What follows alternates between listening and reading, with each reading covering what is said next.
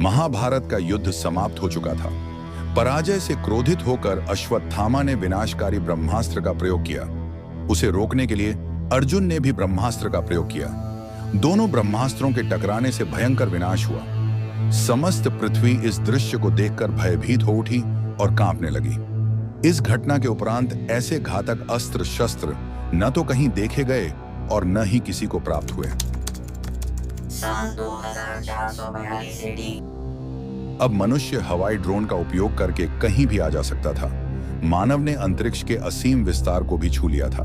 चंद्र और मंगल ग्रह पर मानव निर्मित कॉलोनी तैयार हो चुकी थी, किंतु तकनीकी उन्नति के साथ साथ पृथ्वी का प्राकृतिक संतुलन बिगड़ता जा रहा था। जलवायु परिवर्तन और संसाधनों की कमी ने मानव अस्तित्व पर संकट खड़ा किया था। वैज्ञानिक पृथ्वी को बचाने के उपाय खोजने में जुटे थे। इन्हीं प्रयासों के बीच पुरातत्व वैज्ञानिक डॉक्टर एल्सीश को एक प्राचीन ग्रंथ महासमय संवाद प्राप्त हुआ। यह ग्रंथ महाभारत के अंतिम दिनों का वर्णन करता था। उसमें लिखा था, कलयुग के प्रारंभ में महाभारत का युद्ध समाप्त होते ही अर्जुन और अश्वत्थामा द्वारा प्रयोग किए गए ब्रह्मास्त्र के प्रलयकारी प्रभाव ने पृथ्वी को झकझोर दिया। भगवान श्री कृष्ण ने ब्रह्मांड को विनाश से बचाने घोषणा की। इन दिव्यास्त्रों का नाश आवश्यक है, किंतु कुछ अस्त्र ऐसे भी थे जो नष्ट नहीं हो सकते थे। उसे मनुष्यों की पहुंच से दूर गुप्त स्थानों पर छिपा दिया गया। डॉक्टर एल्सीश को लगा कि यदि वे इन प्राचीन अस्त्रों को खोज निकालें तो उन्हें असीम शक्ति प्राप्त हो सकती है।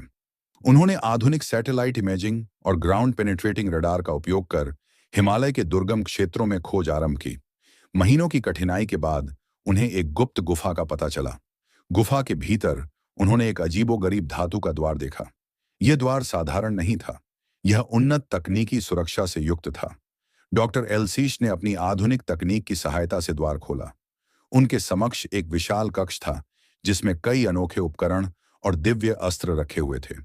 इनमें अग्निवाण, जो प्रकाश और ऊष्मा की असीम शक्ति का स्रोत था, और वायु वज्र, जो वायु को नियंत्रित कर सकता था। ऐसे कई पुराने अस्त्र शस्त्र छुपाए हुए थे। इन अस्त्रों को देखकर डॉक्टर एल्सीश समझ गए कि ये प्राचीन युग की तकनीकी चमत्कार हैं, जिन्हें दिव्यास्त्र का नाम दिया गया था। उनकी उत्सुकता के कारण उन्होंने गलती से सूर्यास्त्र का एक हिस्सा सक्रिय कर दिया। यह अस्त्र अपनी अद्वितीय ऊर्जा के कारण स्वतः संरक्षण की प्रक्रिया में आ गया। सूर्यास्त्र की ऊर्जा ने पृथ्वी को हिलाकर रख दिया, जैसे प्रलय आ गया हो। इस संकट के बीच एक होलोग्राफिक इमेज प्रकट हुई। यह छवि एक दिव्य पुरुष की थी, जिन्होंने कहा, मनुष्य, ये अस्त्र उस समय के लिए हैं जब धर्म और अधर्म का संतुलन बिगड़ेगा। तब श्री भगवान कल की इनका उपयोग करके पुनः धर्म की स्थापना करेंगे। यह कहते हुए उन्होंने सूर्यास्त्र को निष्क्रिय कर दिया।